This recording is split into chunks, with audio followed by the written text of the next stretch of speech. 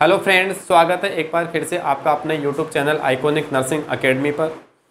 जैसा कि previous classes के अंदर अपन डिस्कस कर रहे थे नर्वस सिस्टम के डिसऑर्डर, उन्हीं को आगे कंटिन्यू करते हुए अपन नेक्स्ट डिसऑर्डर पढ़ने वाले हैं। वह आपका गुइलियन-बेरी सिंड्रोम। क्या है? गुइलियन-बेरी सिंड्रोम। ठीक है, आगे पढ़ने से पहले अपन सबसे पहले जो भी बच्चे नए जुड़े हैं चैनल के साथ में, उनका सभी का स्वागत है और वो चैनल को शेयर सब्सक्राइब और लाइक जरूर करें और ज़्यादा से ज़्यादा कमेंट करें क्लास को। ठीक है, तो पढ़ते हैं अपन नेक्स्ट कि गुइलियन-बेरी सिंड्रोम, इसको अपन और नाम से भी जानते हैं, जिसका नाम अपन बोल सकते हैं इसको जीबी सिंड्रोम के नाम से भी। किसके नाम से जान सकते हैं? GB syndrome. ठीक है, ये नाम क्यों दिया जीबी सिंड्रोम में, गुइलियन-बेरी सिंड्रोम क्यों दिया? क्योंकि क्या थे? फ्रेंच न्यूरोलॉजिस्ट थे। कौन थे? फ्रेंच न्यूरोलॉजिस्ट जिनका नाम है जॉर्ज गुइलियन और जेन अलेक्जेंडर बेरी।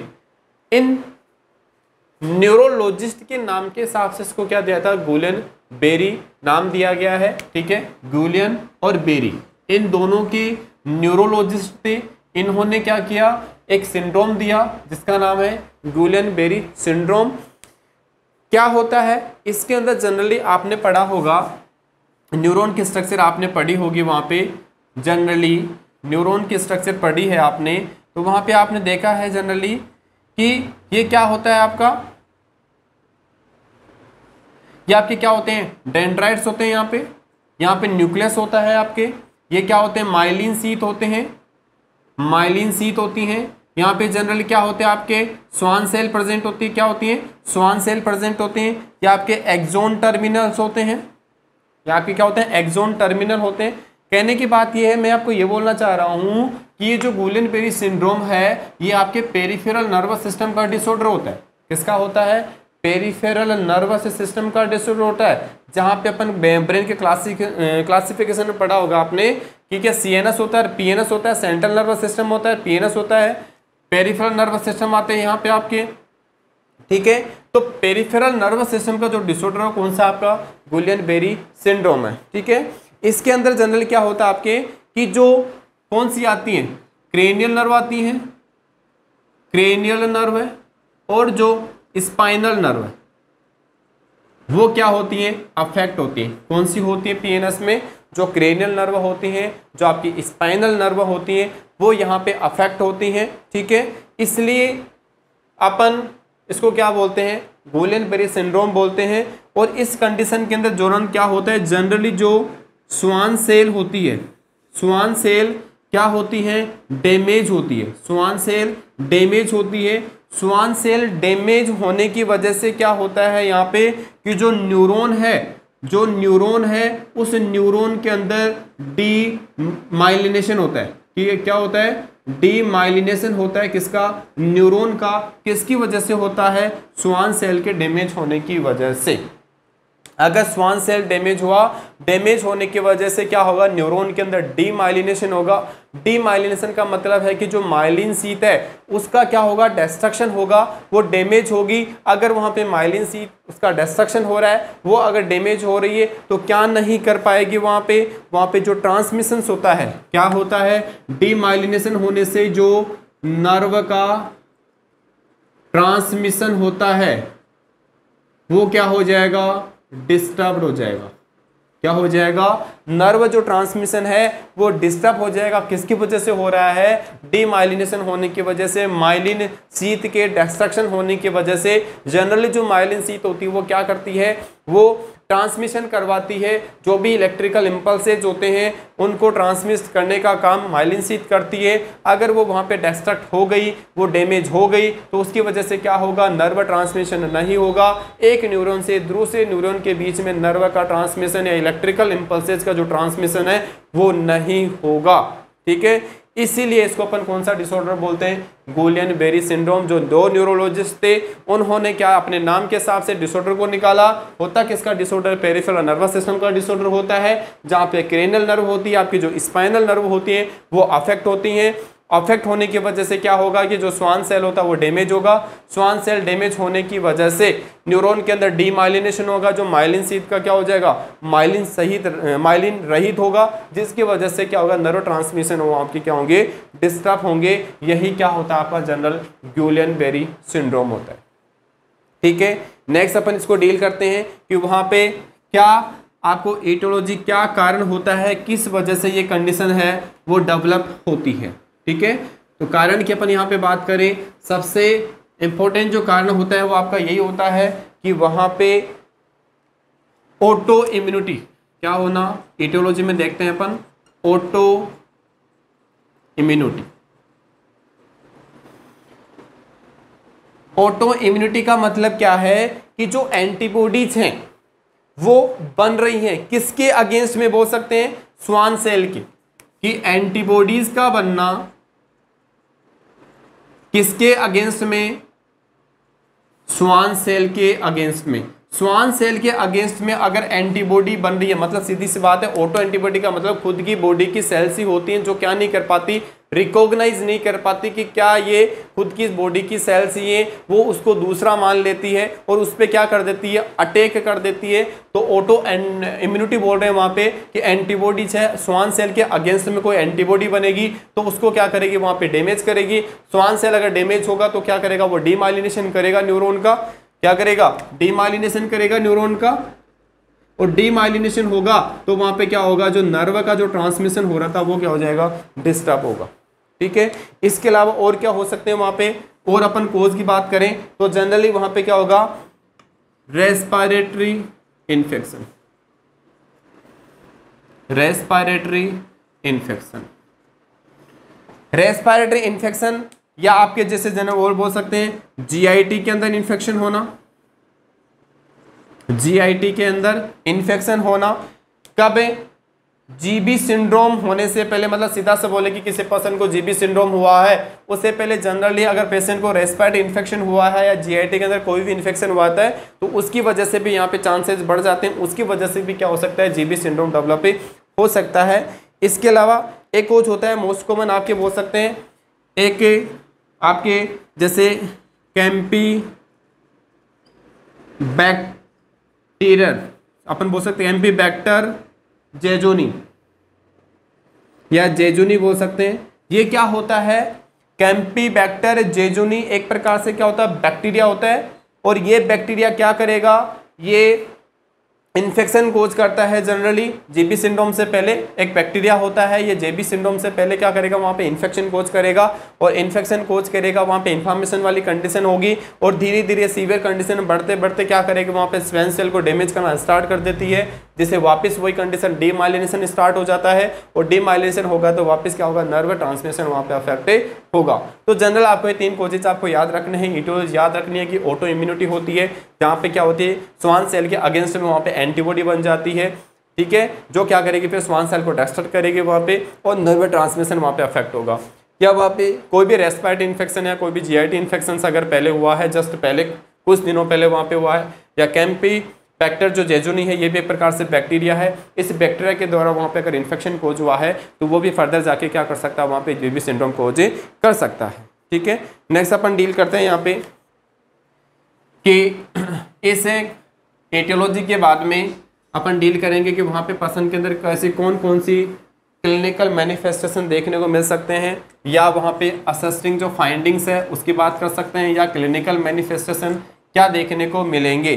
तो ऐसा पर्सन है वहाँ पे जीबी सिंड्रोम, अगर उसका पेरिफेरल नर्वस सिस्टम अफेक्ट हो रहा है, वहाँ पे क्रेनियल नर्व अफेक्ट हो रही हैं, वहाँ पे स्पाइनल नर्व अफेक्ट हो रही हैं, तो उस वजह से पर्सन के अंदर आपको क्या देखने को मिलेगा, वीकनेस। क्या देखने को मिलेगा, वीकनेस। वो भी कहाँ पे, जो लोअर एक्सट्रीमिटीज है, कहाँ पे, लोअर एक्सट्रीमिटी के अंदर, वहाँ पे आपको वीकनेस देखने को मिलेगी। किसकी वजह से, पेरिफेरल नर्वस सिस्टम का डिसऑर्डर होने की वजह से जो लोअर एक्सट्रीमिटीज है वहां पे आपको वीकनेस देखने को मिलेगी। इसके अलावा वहां पे नम्बनेस हो सकती है, नम्बनेस या पैरास्थेसिया वहां पे आपको देखने को मिलेगा। ठीक है, और क्या हो सकता है वहां पे, जनरली जो पैरालिसिस यहाँ पे आपको देखने को मिलेगी। पैरालिसिस सभी को पता है क्या होता है, पैरालिसिस क्या होना, ठीक है।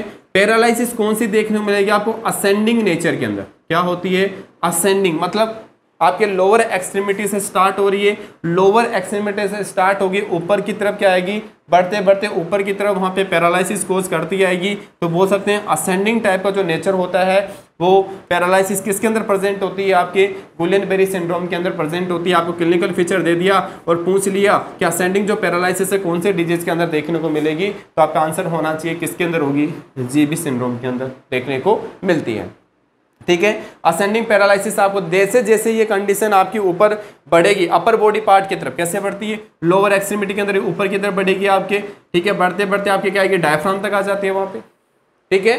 डायफ्राम तक आ जाती है तो डायफ्राम आपका क्या करता है, जनरली रेस्पिरेशन करवाता है, रेस्पिरेटरी मसल्स होती है। रेस्पिरेशन में क्या आपका जो डायफ्राम है वो क्या करता है, फंक्शन कर रहा है वहां पे, डायफ्राम क्या कर रहा है, फंक्शन कर रहा है वहां पे। तो अगर वहां पे आपका डायफ्राम धीरे धीरे अफेक्ट हो रहा है, डायफ्राम भी अफेक्ट होगा, तो ऐसी कंडीशन में पर्सन एक कॉम्प्लिकेशन कंडीशन डेवलप हो सकती है, पर्सन के अंदर कॉम्प्लिकेशन वहां पे देखने को मिल सकता है। वहां पे पर्सन के अंदर रेस्पिरेटरी पैरालिसिस क्या हो जाएगा, रेस्पिरेटरी पैरालिसिस वहां पे देखने को मिलेगा। क्यों मिलेगा, क्योंकि असेंडिंग पैरालिसिस हो रही है, धीरे धीरे लोअर एक्सट्रीमिटी स्टार्ट हुआ, फिर अपर धीरे धीरे बढ़ते आपके जो डायफ्राम वाली जो मसल्स है आपके जो रेस्पिरेशन में हेल्प करे उसको भी अफेक्ट करेगी, और अफेक्ट करेगी तो वहां पे रेस्पिरेशन की प्रोसेस नहीं हो पाएगी, और उससे पर्सन के अंदर क्या हो जाएगा, रेस्पिरेटरी पैरालिसिस भी आपको देखने को मिलेगा। इसके अलावा और क्या हो सकता है, वहां पे पर्सन के अंदर अगर हार्ट अफेक्ट हो रहा है तो कार्डियक डिसरिदमिया आपको देखने को मिल सकता है, कार्डियक डिसरिदमिया आपको देखने को मिल सकता है वहां पे। और पर्सन के अंदर क्या होगा, वहां पे मूवमेंट अफेक्ट होंगे, डिस्काइनेसिया होगा, क्या होगा, डिस्काइनेसिया होगा। पर्सन के अंदर मोबिलिटी नहीं होगी, इम्पेयर्ड मोबिलिटी। प्रीवियस वीडियोस में आप पढ़ना, वहाँ पे अपन बात की थी डिस्काइनेसिया क्या होता है, एकाइनेसिया क्या होता है, ठीक है। तो जनरल ये सिम्टम्स आपको देखने को मिल सकते हैं, पर्सन के अंदर वीकनेस आ सकती है वहाँ पे, ठीक है। जनरल सबसे जो कॉमन होते हैं आपके ध्यान रखना है, लोअर एक्सट्रीमिटी के अंदर वीकनेस होना, पैरालिसिस होना, असेंडिंग पैरालिसिस होना, नमनेस या पैरास्थेसिया होना, वहाँ पे कार्डियक डिसरिदमिया हो सकता है, इम्पेयर्ड मोबिलिटी होगा, और डिस्काइनेसिया आपको वहाँ पे देखने को मिलेगा जीबी वाले सिंड्रोम वाले पेशेंट के अंदर, ठीक है। क्योंकि पेरिफेरल नर्वस सिस्टम वहाँ पे अफेक्ट हो रहा है, पेरिफेरल नर्वस सिस्टम के अंदर क्रेनियल नर्व आते हैं, वहाँ पे स्पाइनल नर्व आते हैं, अगर वो अफेक्ट होंगे वहाँ पे तो पर्सन के अंदर वीकनेस होगा, नमनेस होगी, पैरालिसिस होगा, असेंडिंग टाइप का होगा, कार्डियक डिसरिदमिया होगा, इम्पेयर्ड मोबिलिटी हो सकती है, और डिस्काइनेसिया वहाँ पे देखने को मिलेगा। ये कब बात हो गई वहाँ पे क्लिनिकल फीचर्स की। नेक्स्ट अपन डील करेंगे वहाँ पे पर्सन को अपन कैसे डायग्नोस कर सकते हैं। तो जनरली अपन डायग्नोस करने के लिए वहाँ पे क्या कर सकते हैं, पर्सन का हिस्ट्री कलेक्शन और फिजिकल एग्जामिनेशन कर सकते हैं। क्या कर सकते हैं, हिस्ट्री कलेक्शन और फिजिकल एग्जामिनेशन।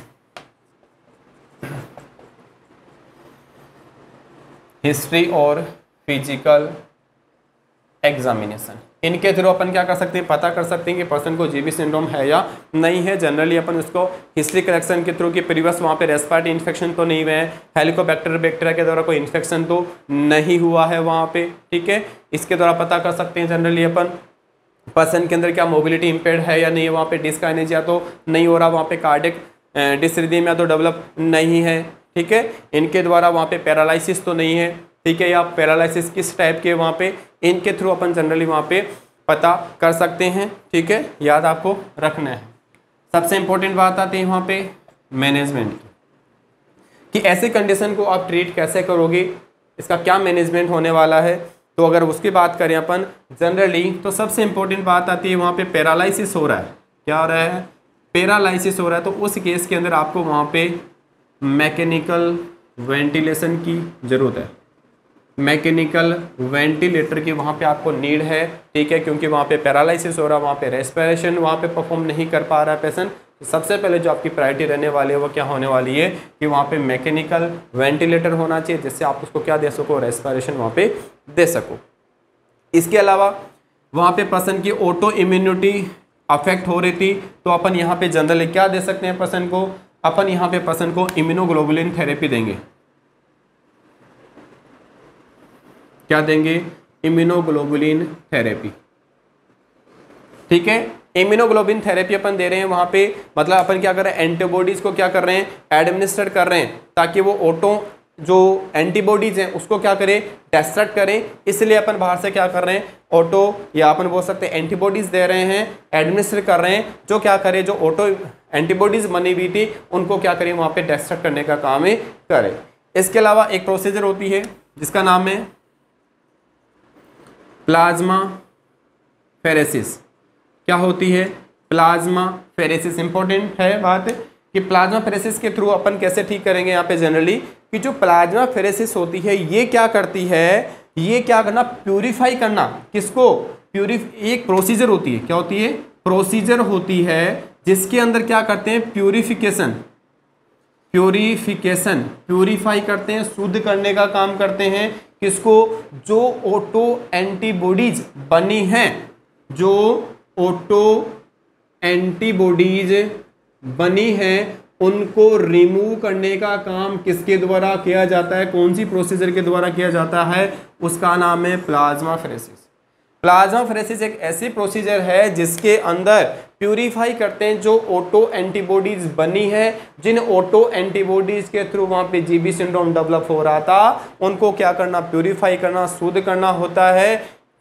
ठीक है, तो रिमूव करते हैं, ये क्या करती है प्रोसीजर, जो ऑटो एंटीबॉडीज बनी है उनको रिमूव करने का काम करेगी। रिमूव कर देगी तो वहां पे पर्सन के अंदर जेबी सिंड्रोम डेवलप नहीं होगा। ठीक है, इसके अलावा यहाँ पे अपन पर्सन को स्टेरॉइड थेरेपी दे सकते हैं, स्टेरॉइड्स दे सकते हैं। ठीक है, वहाँ पे इन्फेक्शन है, वहाँ पे इन्फ्लामेशन वाली कंडीशन है, तो अपन जनरली वहाँ पे स्टेरॉइड थेरेपी भी अपन वहाँ पे चालू कर सकते हैं। ठीक है, तो ये जनरली आपको मैनेजमेंट भी याद रखना है कि वहाँ पे आपको मैकेनिकल वेंटिलेटर देना है वहाँ पे।